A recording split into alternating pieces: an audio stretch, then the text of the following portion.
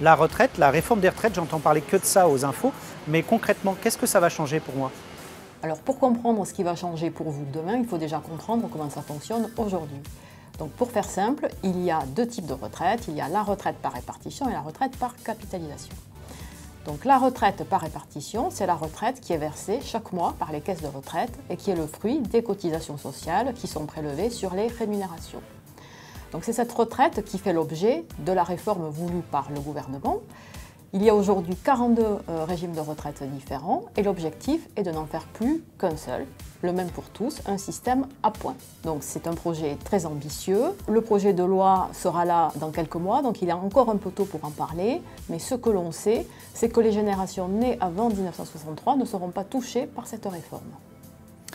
Et puis il existe donc la retraite dite par capitalisation. Il s'agit de contrats d'épargne retraite que vous pouvez souscrire en plus pour améliorer les revenus le moment venu. Et sur ce volet, il y a justement du nouveau, puisque depuis le 1er octobre 2019, avec la loi Pacte, il est possible de souscrire un nouveau contrat d'épargne retraite, le plan d'épargne retraite individuel. Ce contrat apporte simplicité et souplesse là où il n'y en avait pas avant. En effet, vous pourrez regrouper toute votre épargne retraite au sein du même contrat, peu importe le parcours professionnel que vous aurez mené. Deuxième point, vous pourrez récupérer votre épargne en cas d'achat de résidence principale, ce qui est tout à fait nouveau.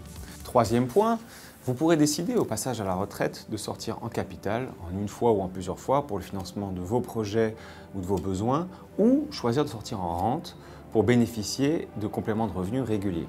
Bref, c'est vous qui décidez. Et puis, dernier avantage et non des moindres, vous pourrez continuer à bénéficier de la défiscalisation de l'impôt sur le revenu avec vos versements réguliers sur ce type de contrat.